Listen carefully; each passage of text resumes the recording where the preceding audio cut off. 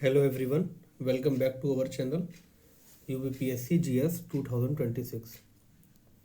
देखिए, इस चैनल पे हम जीएस के रिगार्डिंग डिटेल्स आपके साथ डिस्कस करते रहते हैं। तो जिन लोगों को भी जीएस को डिटेल में पढ़ना है, जो यूपीपीसीएस में सारे सब्जेक्ट जीएस के होते हैं, तो वो सारे ही सब्जेक्ट इस पर डिटेल में शेयर किए जाते हैं और प्रीवियस ईयर क्वेश्चंस भी आपके साथ डिस्कस किए जाते हैं, ताकि आपके आने वाले क्वेश्चंस में आपको कोई प्रॉब्लम ना हो। देखिए, जितने भी एग्जामिनेशन यूपीपीसीएस कंडक्ट करता है, देखिए most of the question paper जो है वो प्रीवियस ईयर के ही हिसाब से आते हैं। ये बात आप ज़रूर याद रखिएगा कि ज़्यादातर क्वेश्चन पेपर आपके प्रीवियस ईयर के ही हिसाब से कंडक्ट किए जाते हैं। देखिए, एक टॉपिक है अपने पॉलिटी का, मैं आपके साथ पॉलिटी आज डिस्कस करना चाहूँगा। पॉलिटी में आपका एक सेक्शन होता है different sources of Indian constitution. Different sources of Indian constitution.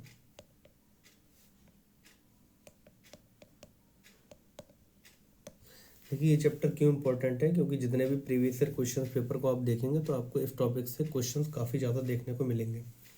ये बात आप ध्यान रखिएगा। तो आपको इस टॉपिक से आपको बहुत से क्वेश्चंस आपको देखने को मिलेंगे, क्योंकि ये बहुत इंपॉर्टेंट टॉपिक है आपके एग्जामिनेशन पॉइंट ऑफ व्यू से। तो आज हम इस चैप्टर में आपके साथ डिटेल्स में डिस्कस करेंगे ट्रिक्स के साथ। देखिए, सबसे पहले तो आप ये समझ लीजिए, इंडियन कॉन्स्टिट्यूशन का जो मेजरली पार्ट है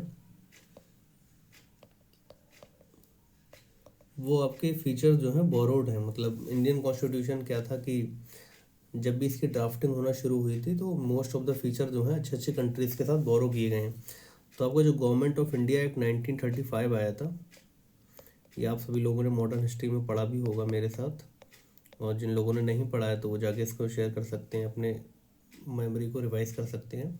इस एक्ट में ब्रिटिशर्स जो कानून बना के गए थे, उन्हीं एक्ट को ये समझिए आप कि as it is blueprint Indian constitution का बनाया गया।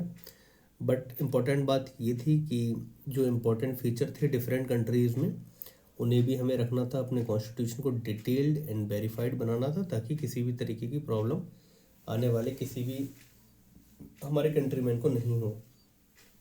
तो इन्हीं सब बातों को ध्यान में रखते हुए आप ये समझिए कि डिफरेंट सोर्सेस के साथ उनके इम्पोर्टेंट फीचर लिए गए। अब उन फीचर्स को हमें याद रखने के लिए थोड़ी ट्रिक्स का सहारा लेना पड़ता है, ताकि हमें वो चीज़ें याद रह सकें, क्योंकि बहुत कन्फ्यूज़न होता है कि कौन सी चीज़ कहाँ से ली गई है या कौन सा फीचर कहाँ से लिया गया है। तो उसमें क्या है कि कई बार चीज़ें याद नहीं हो पाती हैं। तो वो याद रखने के लिए थोड़े एक ट्रिक के माध्यम से मैं आपके साथ डिस्कस करना चाहूँगा, तो वो आप ध्यान से रखिएगा। देखिए, सबसे पहले तो आप ये समझिए कि यूके ने हमारे ऊपर, ब्रिटिशर्स ने हमारे ऊपर राज किया है, तो सबसे पहले हम यूके का ही देख लेते हैं कि यूके से कौन कौन से फीचर बोरो किए गए। यूके बोले तो ब्रिटेन। अब ब्रिटेन में देखिए, अब पुरानी बात हो गई, तो आप इसमें एक मैं आपको ट्रिक बता देता हूँ, ये आप पार्ले जी से याद रखिए। पार्ले जी, कैसे आप पार्ले जी से याद रखेंगे? रखना है कि जो इसमें जितने भी आपको लेटर दिखाई दे रहे हैं, इनसे हम एक एक फीचर उसका बनाएंगे, और ताकि हमें वो फीचर याद रखने में आसानी हो। देखिए, पार्लियामेंट्री सिस्टम जो है वो हमारा यूके से ही लिया गया है। पार्लियामेंट्री सिस्टम ये यूके की ही देन है। आप ये बात याद रखिएगा कि पार्लियामेंट्री सिस्टम जो है वो यूके से लिया गया है। अब आपको एक चीज़ और बता दूं कि हमारे इंडिया में जो है वो कॉन्स्टिट्यूशनल सुप्रीमेसी है। ये क्वेश्चन बार बार मैं आपको बताना चाहता हूँ कि इंडिया में तो कॉन्स्टिट्यूशनल सुप्रीमेसी है, बट अगर आप ब्रिटिश की बात करेंगे तो वहाँ पार्लियामेंट्री सुप्रीमेसी है। क्या अंतर होता है इन दोनों में? देखिए, एक चीज़ समझिए, अगर मान लीजिए जैसे जुडिशियल रिव्यू का एक कॉन्सेप्ट है। जुडिशियल रिव्यू हो सकता है आप लोगों को समझ में ना आता हो, मैं समझा देता हूँ। जुडिशियल रिव्यू क्या है? देखिए, मान लीजिए अगर कॉन्स्टिट्यूशन में किसी भी तरीके का बदलाव किया गया, मान लीजिए अमेंड किया गया, तो अगर पार्लियामेंट ने, ब्रिटेन का क्या नियम रहेगा कि ब्रिटेन ने जो बना दिया पार्लियामेंट ने, तो वो उसमें दखल अंदाजी नहीं कर सकते पार्लियामेंट के बनाए हुए फीचर्स में। बट हमारे इंडिया में क्या है, अगर कोर्ट को ये लगेगा कि जो भी लॉ बनाया गया है वो कॉन्स्टिट्यूशन का विरोध कर रहा है या उसके साथ नहीं फिट बैठ रहा है, तो उसको जो है सुप्रीम कोर्ट वॉइड कर सकती है, नल एंड वॉइड कह सकती है कि ये फीचर हमारे कॉन्स्टिट्यूशन के लायक नहीं है। इसी चीज़ को जुडिशियल रिव्यू कहते हैं, मतलब जज रिव्यू करता है सारे के सारे कानून, जो भी कानून बनते हैं उनको रिव्यू करने की ताकत रखता है। आप लोगों को पता ही है कि किस आर्टिकल के तहत रखता है। आर्टिकल 32 के तहत सुप्रीम कोर्ट रखता है, आर्टिकल 226 के तहत हाई कोर्ट रखता है, और आर्टिकल 13 ये बताता है कि इस तरीके का फीचर हमारे इंडियन कॉन्स्टिट्यूशन में है। तो ये बहुत सिंपल सी बात है, आप लोगों को पता भी होगी, तो मैंने आपके साथ थोड़ा सा डिटेल में डिस्कस कर दिया ताकि आपको याद रहें चीज़ें, बिकॉज चीज़ें याद रखना बहुत इंपॉर्टेंट होती हैं, ताकि हमारे एग्जामिनेशंस में अगर कोई क्वेश्चन आए तो हमसे वो गलत ना हो। अब यहाँ पे आप समझिए ब्रिटेन से और क्या चीज़ ली गई है।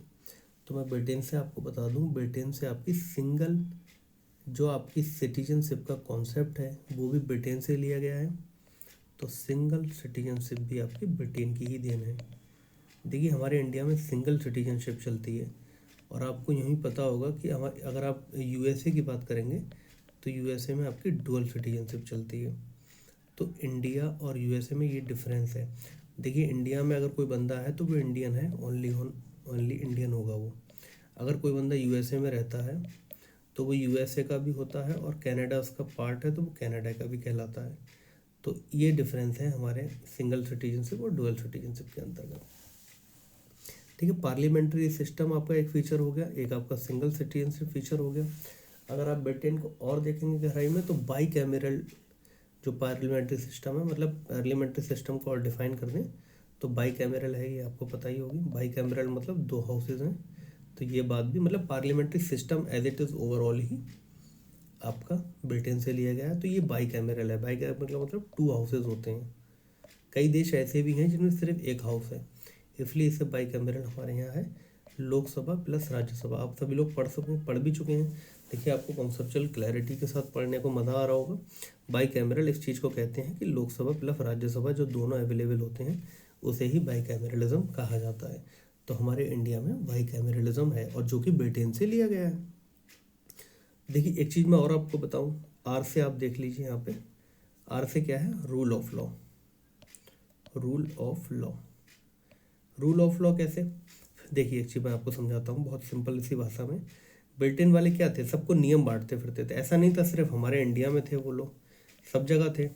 तो रूल बांटने का काम करा करते थे। तो रूल ऑफ लॉ का, नियम कानून बनाने का ये काम किया करते थे।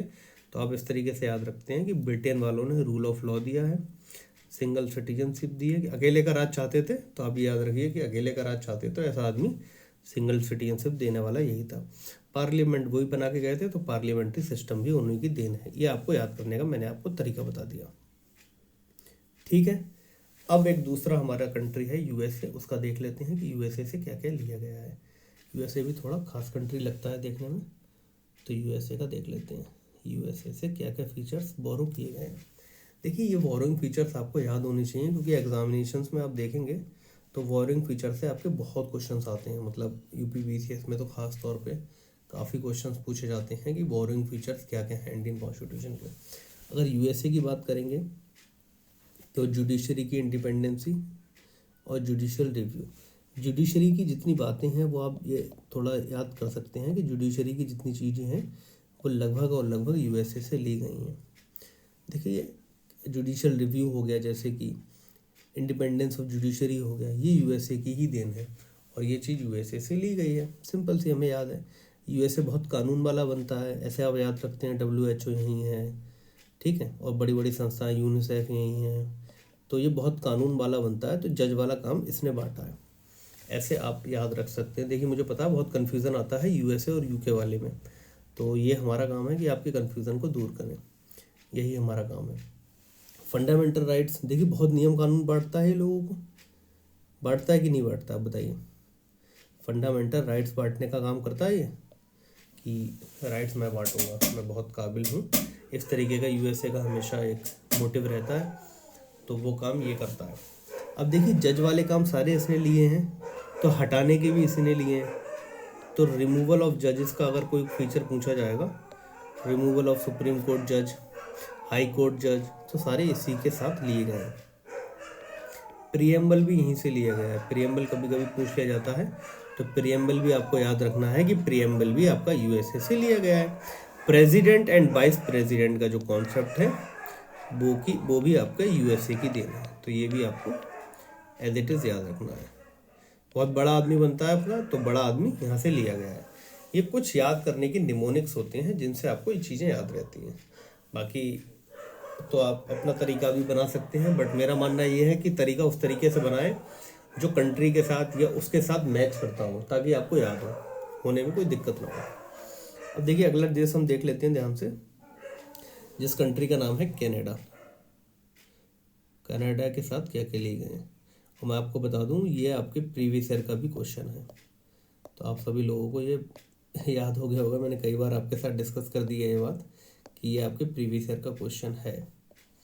ठीक है, मैं आपको एक एक टॉपिक याद करा दूंगा ऐसे कि आपको जीएस में फुल मार्क्स मिलेंगे। मतलब अगर आप पूरी कोशिश करेंगे तो आप फुल क्वेश्चन अटैम्प्ट करने के लायक बन जाएंगे, ये गारंटी आप समझिए। आपको कहीं ना कहीं क्वेश्चन देखा हुआ लगेगा। कनाडा की बात करेंगे तो federation with strong centre, as it is यही क्वेश्चन आपको देखने को मिला था बिल्कुल, कि फेडरेशन विद स्ट्रॉन्ग सेंटर कौन सी कंट्री से लिया गया है, तो हमें पता है वो कनाडा से लिया गया है। देखिए हमारा कनाडा एक मजबूत आदमी है, इस तरीके से आप याद कर लीजिए, तो कनाडा के साथ ये चीज़ ली गई है। फेडरेशन आपको पता होगा, फेडरलिज्म मैंने कई बार आपके क्लासेस में आपको समझाया भी है कि फेडरलिज्म क्या होता है। Federalism nothing but divideation of power. जैसे कि आपकी सेंटर, स्टेट, और हमारे इंडिया में तो टीयर 3 की कॉन्सेप्ट आ चुका है जो कि पंचायती राज है। तो हमारी इंडिया में इस तरीके से पावर का डिस्ट्रीब्यूशन है, ये आप सभी लोगों को पता होगा। इसी चीज़ को फेडरलिज्म कहते हैं कि पावर्स का डिवाइडेशन किया जाए। तो फेडरेशन तो है, मतलब स्टेट के पास भी पावर है और सेंटर के पास भी पावर है, बट स्ट्रॉन्ग सेंटर रहेगा। ये यूनिक फीचर हमारे इंडिया में एडिड है, ये मानिए आप कनाडा में के हिसाब से। इसमें क्वेश्चन एक और आता है जो थोड़ा कंफ्यूज आपको कर सकता है समटाइम्स, कि सुप्रीम कोर्ट की जो एडवाइजरी जुरिडिक्शंस है। देखिए मैंने आपको सुप्रीम कोर्ट चैप्टर पढ़ाया था, तो सुप्रीम कोर्ट के मैंने जुरिडिक्शंस आपको पढ़ाए थे। जिन लोगों ने भी मेरी पेड क्लासेस में सुप्रीम कोर्ट नाम का चैप्टर पढ़ा है, तो उन सभी को पता है कि सुप्रीम कोर्ट के मैंने ज्यूरिसडिक्शन पढ़ाए हैं, और नोट्स में भी आपके अवेलेबल हैं। ये 4 होते हैं, ओरिजिनल,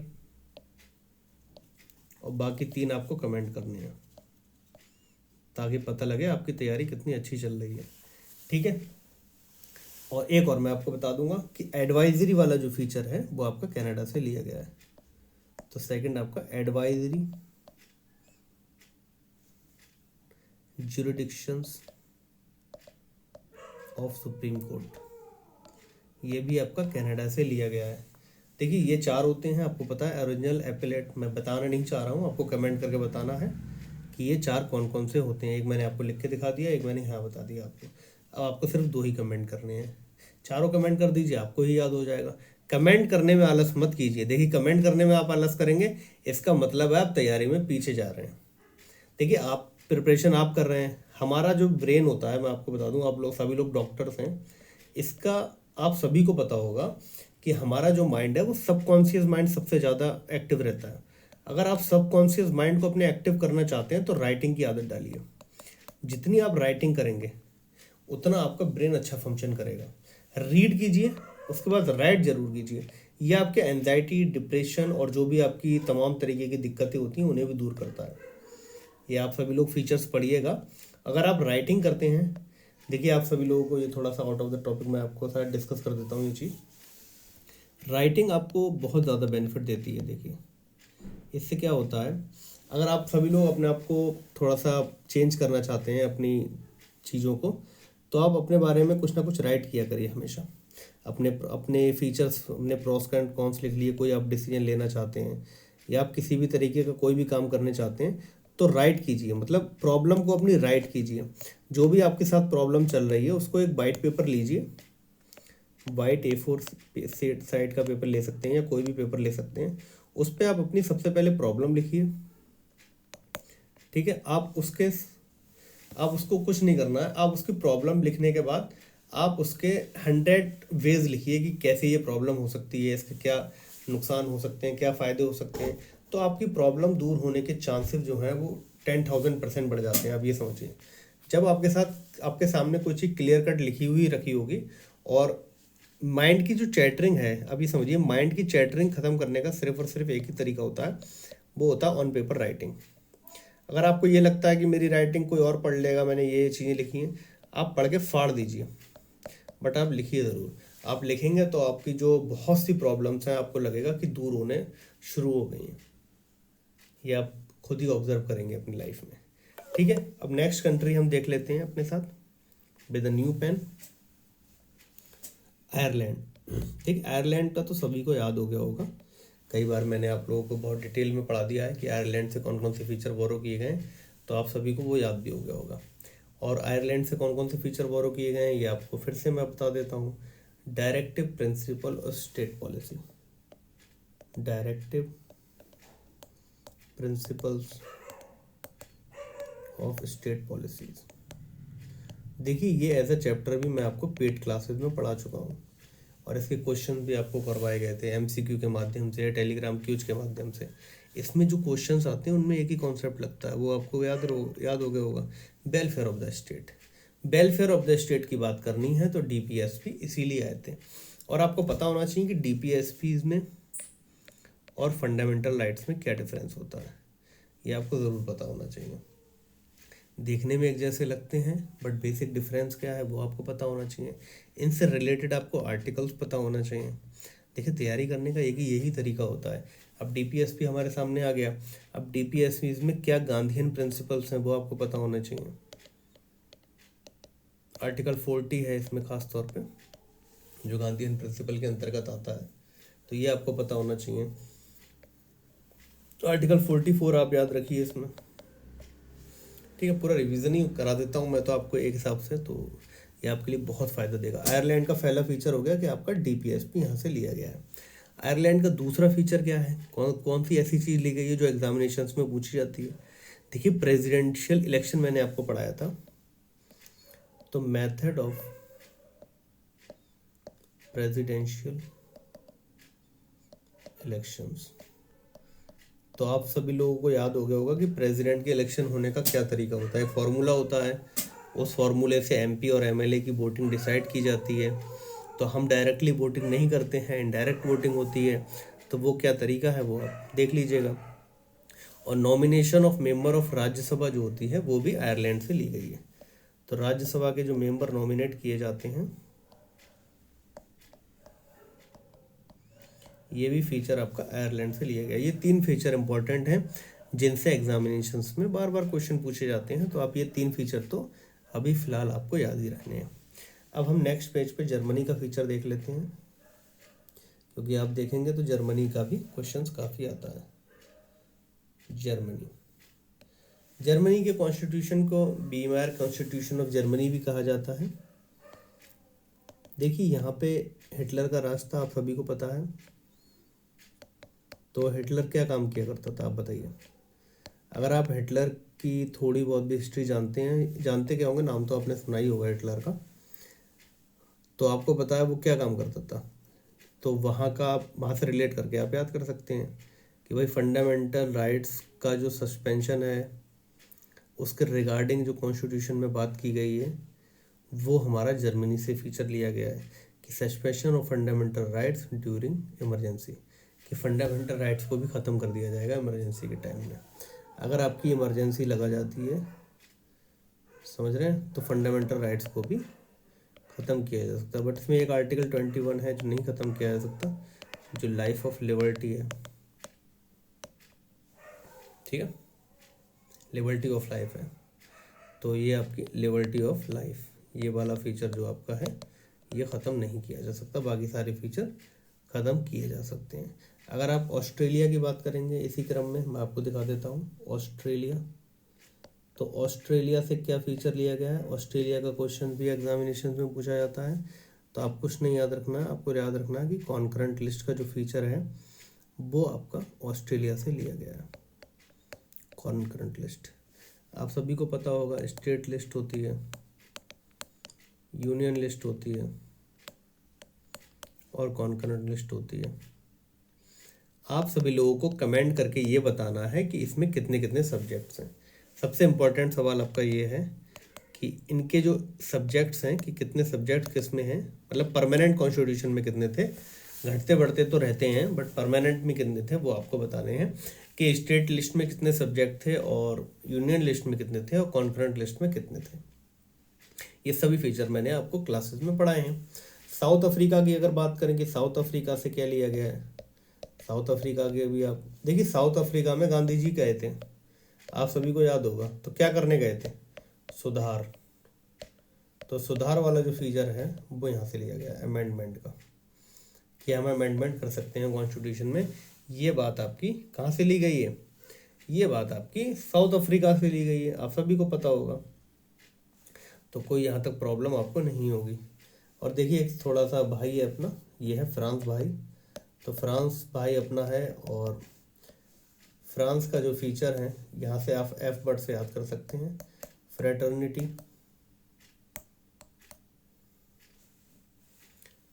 लिबर्टी एंड इक्वेलिटी, ये तीनों जो हैं प्रेम्बल के तीनों वर्ड्स हैं, ये तीनों भी आपके फ्रांस से लिए गए हैं। बहुत सिंपल सी बात है, कोई आपको ऐसा इशू नहीं होगा। यूएसएसआर की बात करें अगर हम कि यूएसएसआर से क्या लिया गया है, तो यूएसएसआर आपको पता होगा जो फिलहाल रशिया हो चुका है। तो अब देखिए यूएसए वाला आदमी जो है व्लादिमीर पुतिन, ये ड्यूटी वाला आदमी आप सभी को पता होगा। तो ड्यूटी वाला जो आदमी है, तो ड्यूटी वाले आदमी से हमने क्या उठा लिया, ड्यूटी उठा ली, fundamental duties. I hope so कि अब आप भूलेंगे नहीं और आपको कंफ्यूजन नहीं होगा कि किस कंट्री से क्या फीचर लिया गया है। कई बार हमें कंफ्यूजन हो जाता है कि फंडामेंटल राइट्स और फंडामेंटल ड्यूटीज में कंफ्यूजन हो जाता है, तो इस तरीके के कंफ्यूजन अब आपको नहीं होंगे, खासतौर पे इस चैप्टर में। ये चैप्टर आपके एग्जामिनेशंस के लिए बहुत इंपॉर्टेंट है, इसलिए मैंने आपके साथ डिस्कस कर दिया। तो आप सभी लोगों को इसके जो इंपॉर्टेंट फीचर्स मैंने आपको पढ़ाए वो आपको याद रखने हैं। अब देखिए एक इंपॉर्टेंट अनाउंसमेंट मैं आपके साथ कर देता हूँ। ये जो चैनल है आपका, ये बहुत इंपॉर्टेंट चैनल आप समझिए। इसमें मोस्ट ऑफ द आपके जो कंफ्यूजिंग क्वेश्चंस होते हैं वो आपके साथ डिस्कस करता हूँ। मैं अगर आपके साथ जो पूरी कोशिश रहती है कि उन कन्फ्यूज़न क्वेश्चन की आपको वीडियो प्रोवाइड कर दी जाए, तो वो वीडियो प्रोवाइड कर दी जाती है। और जो टेलीग्राम पे क्यूजेस होते हैं, आप ये समझिए, जो टेलीग्राम के आपके क्यूजेस हैं उनकी भी वीडियो फॉर्मेट में सॉल्यूशन आपको मिलना शुरू होगा। जिन लोगों को नहीं समझ में आते हैं तो वीडियो फॉर्मेट में उनका सॉल्यूशन मिलना शुरू होगा इसी चैनल पे। तो क्यूजेस वाला जो चैनल ज्वाइन किए हुए हैं, बाकी उसका लिंक आपको इस चैनल इस वीडियो के माध्यम से भी मिल जाएगा। तो क्यूजेस वाला अगर आपने चैनल ज्वाइन कर रखा है तो उस क्यूजेस के जो क्वेश्चंस होते हैं उनका वीडियो फॉर्मेट सॉल्यूशन भी आपको इसी चैनल पे मिलेगा। तो ये चैनल आप अपने साथ जोड़े रखिए। इस चैनल पे आपको उन क्यूजेस के क्वेश्चंस का भी सॉल्यूशन मिलेगा, और वो क्यूजेस के क्वेश्चन कोई नॉर्मल क्वेश्चन नहीं होते हैं, वो प्रीवियस ईयर के क्वेश्चन होते हैं, most of the repeated question. ठीक है, thank you very much for joining the class. और अब हम लोग नेक्स्ट क्लास में मिलेंगे यूट्यूब पे ही, कोई बढ़िया बेहतरीन सी क्लास, कोई बढ़िया कन्फ्यूजन सा टॉपिक इसके साथ शेयर किया जाएगा। Thank you.